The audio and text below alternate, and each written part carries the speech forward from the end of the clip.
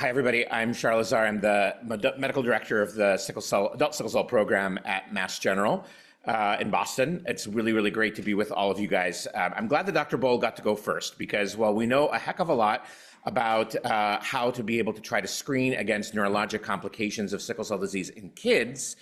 As you're about to find out, we know far, far, far, far less about what to do in adults. And some of you have heard me talk before, know that I was an art history minor in college, and I use my art degree a lot more than I use my science degree.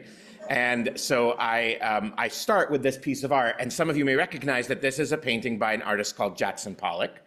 And Jackson Pollock was famous for doing paint splatter on the floor, and the artist explained that there were a lot of meanings behind the paint splatter. And I think that paint splatter on the floor that pretends like it has meaning is a great way to summarize neurologic prophylaxis in adults living with sickle cell disease. So we are going to, over the next few minutes, talk a little bit about what that looks like when you enter adult care. First, I'll just very quickly summarize the complications that we're more worried about in adults than our pediatric population. Then we'll talk a little bit about what little information we have about how to try to prevent some of these complications. And I'll end by talking about some of the important unanswered questions that we really need to try to invest in trying to be able to answer to provide better care for all of you.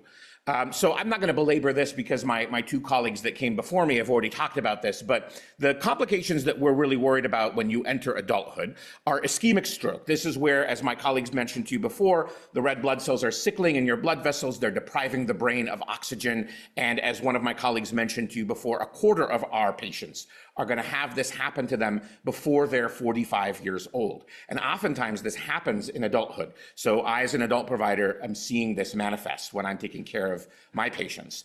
At the same time, we are also looking for something called cerebral venous thrombosis. This is where a blood clot can happen in some of the major blood vessels of the brain, the veins that take blood away from the brain. And then this can oftentimes manifest in adulthood with this very severe headache. Some people describe this as a thunderclap headache because it comes on very suddenly and it can feel like one of the worst headaches that you've ever experienced in your life. Sometimes this can be accompanied with changes in vision. Some people become nauseous and they'll vomit. So it's not a subtle thing when this can occur. And then lastly, hemorrhagic stroke, which we had mentioned in one of the prior talks, is a brain bleed. And this type of stroke, where the blood vessels are fragile and they begin to break and leak blood out into the rest of the brain, are actually more common in adults than ischemic strokes that you heard us talk about before. We've talked also about silent cerebral infarcts. These are the strokes that happen when we can't pick them up, when you don't have symptoms, when we only recognize them when we're looking back in time at your brain. And then Dr. Bohl mentioned sickle retinopathy, the really important screening for the eyes to try to help prevent vision loss, which can occur from clotting and bleeding from these very fragile blood vessels in the back of the eye. So how do we try to protect against this in adulthood? Well, unfortunately, we don't have the same kind of data that our pediatric colleagues have. So Dr. Bohl talked about doing transcranial Doppler ultrasounds. As she mentioned, we stopped doing that at age 16. We unfortunately don't have any really good data to tell us whether or not these are beneficial as you get over the age of 16. The only guideline that we really have came in 2020 when the American Society of Hematology, our national guideline organization, released this guideline that suggested that school-age kids or young adults who have either SS disease or sickle beta zero thalassemia get an MRI of the brain. And then in 2024, the American Heart Association backed them up and made the same kind of recommendation when they were looking at prevention around strokes. We should also think about potentially doing an MRI in patients who have other neurologic complications from their disease, things like seizures, things like transient ischemic attacks, which we consider like mini strokes, or people who have fainting episodes. And if you have significant neurocognitive deficits, which we're going to talk about here in a second, those are patients that also might benefit from potentially getting an MRI. But as you can tell, there's a lot of unanswered questions that come from this really, really rudimentary guideline that's offered to us. For example, first and foremost, what do we do with patients with SC disease or sickle beta plus or other types of sickle cell disease? What's the ideal time when this MRI should be done? What should we do if the result is positive? When should we repeat it? How often should we repeat it? Should we get another kind of study? We have no idea. The guidelines don't offer us any answers to these questions. They just say, do it at some point. So what do I do? So in my practice, without much guidance, when kiddos transition to adult care, to me, around somewhere between the ages of 18 to 26, I try to get an MRI at that first meeting or shortly after that first meeting, if we're able to, and if they haven't had one done already by their pediatric docs before they came to me. What about neurocognitive testing? So we know that patients can develop major difficulties in school or work, and that this can be driven by changes in memory and attention and concentration. And there's a lot of stigma, unfortunately, that gets attached to this because people feel like the challenges that they're facing when they're in school or they're in work is their fault. And the reality is it isn't. It's coming from the disease itself.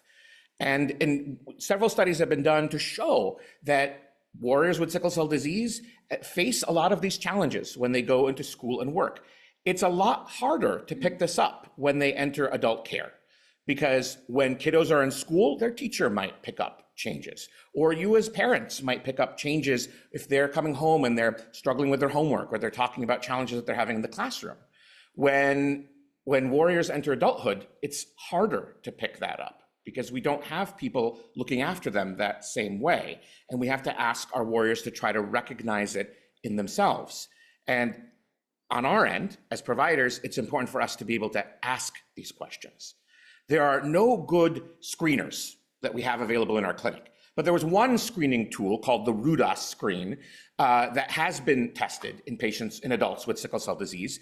And it was shown to be useful because it can be done in only 6 minutes. So if you're coming into a busy clinic visit and you're talking about multiple different things around your sickle cell disease, this is one really quick screening test that could potentially be done in a really short period of time. But unfortunately, it's not a test that we widely do because it's not a test that has been widely recommended or that's been backed up by a lot of data. So what do I do in my practice? When I meet patients, I try to see our patients quarterly. And when we do our quarterly visits, or at the very least, at least once a year during a full annual wellness exam, I try to talk to my warriors about the changes that they might be experiencing. Because I found that a lot of warriors are afraid to talk about these things.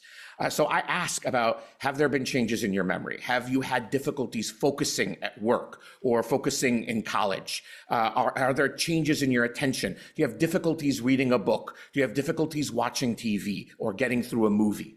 Some of those questions allow us to be able to elicit that maybe some of these changes are taking place that we need to investigate further. So ultimately, what I'm hoping to get across here is that there's a lot we need to do better when it comes to managing adults with sickle cell disease in general, but especially when it comes to trying to protect bone health. We have no data on the best way to prevent neurologic complications, really, in patients with sickle cell disease. We need to carry out clinical trials to be able to help us answer those questions around when to do the MRI and what to do with the results and what to do with patients with SC disease or sickle beta plus disease. We need to study neurocognitive tools to figure out what is the right questionnaire that we should be asking you guys when you come to see us in clinic. We need to standardize mental health care in sickle cell disease management. And we need to advocate for the resources to be able to incorporate neurology experts into our multidisciplinary teams to be able to take care of our patients.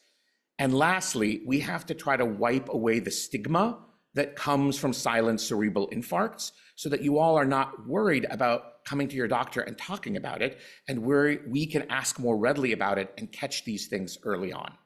So the next time that you see your sickle cell team, I would encourage you to encourage them to talk to you about the type of neurologic screening that you should get done and when you should do it. If you're an adult who's never had an MRI of your brain, ask your sickle cell disease expert to consider getting one for you.